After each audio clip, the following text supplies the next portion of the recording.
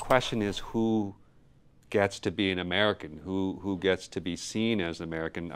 The epigraph to the book, this little quote that I use in the opening of my book, is drawn from Interior Chinatown by Charles Yu, and the line is, the question is, who gets to be an American? What does an American look like? I feel like I'm a background character in someone else's story. Who are you?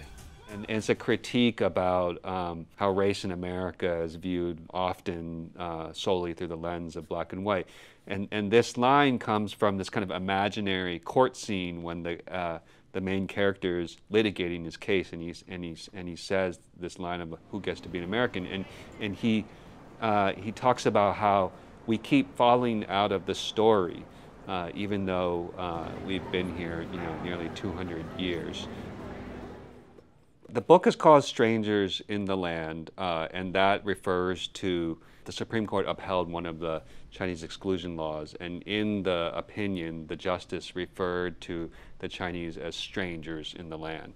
And that happened to me in the fall of 2016 when I was on the street, and there was a woman who was annoyed at me and my family and our friends, all Asian Americans, who were blocking the way, and she yelled at us to go back to China. And I ran after her and confronted her, and she was like, "Go back to your effing country." And I was like, I was born in this country. The feeling I had after that moment, I talked about how many Asian Americans have been otherized and feel like perpetual foreigners. That's a common theme for Asian Americans. And another way of putting it is that we feel still like strangers in the land. And the thing that I was thinking about in that moment in the fall of 2016, when I was walking afterwards, when I was walking home with my kids, was I was born in the United States. They are 2 generations removed from my parents' immigration experience. What I was thinking about was whether they would ever feel like they truly belonged. And so that is the thing that kept coming to me, was this this feeling of being a stranger.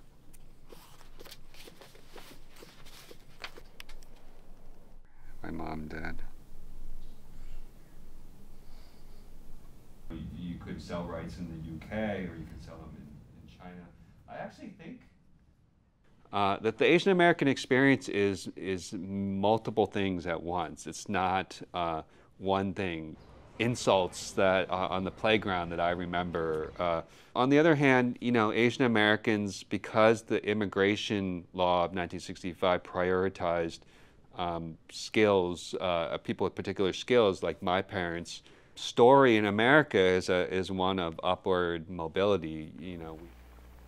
This bill says simply that from this day forth, those wishing to immigrate to America shall be admitted on the basis of their skills and their close relationships to those already here.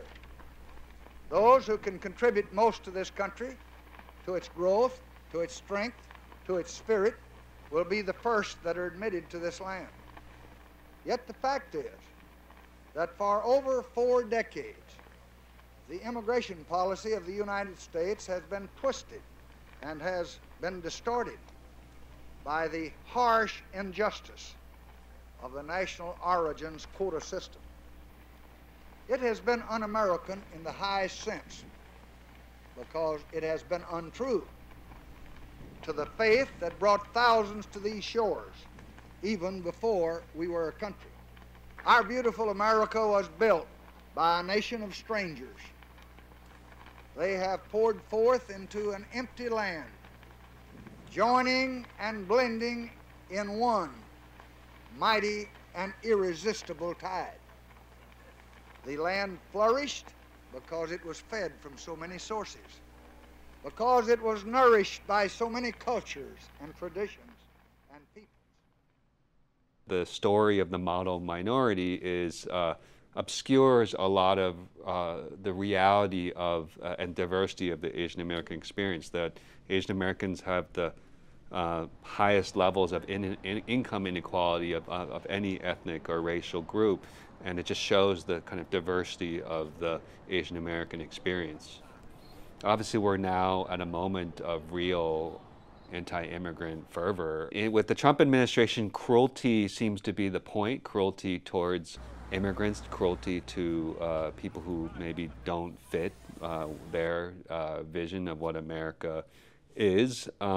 Because of the way politics works, because of economics, because of the way I think a lot of Americans feel stuck, and that's economically, but there's a lot of systemic sort of factors relating to income inequality, and that has led to openness to this kind of populist argument. And Democrats too, it's not just Republicans, Democrats too have expressed openness to cracking down on immigration and that kind of thing, because the politics, it makes sense.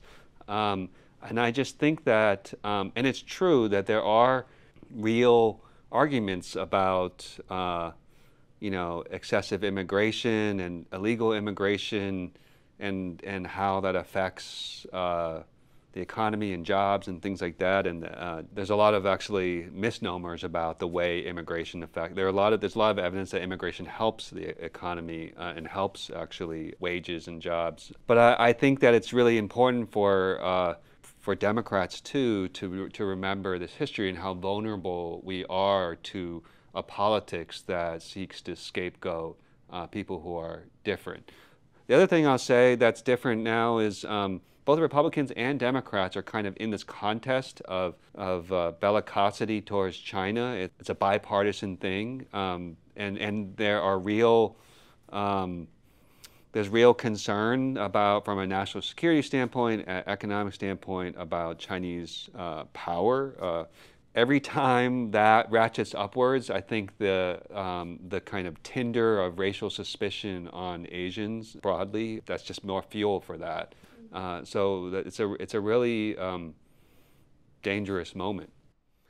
The reality is that in the history of of our country, people of color have endured this kind of stranger phenomenon. I think diversity is hard. It takes effort and intentionality to have a diverse workforce, to have a diverse college campus, to have diverse churches, to have diverse communities. And I think that's part of what I'm trying to convey in the book is history doesn't repeat itself, but it rhymes. And understanding that this is something that we have struggled with in our history, I hope will be a lesson for people, a reminder to people of the effort that it takes.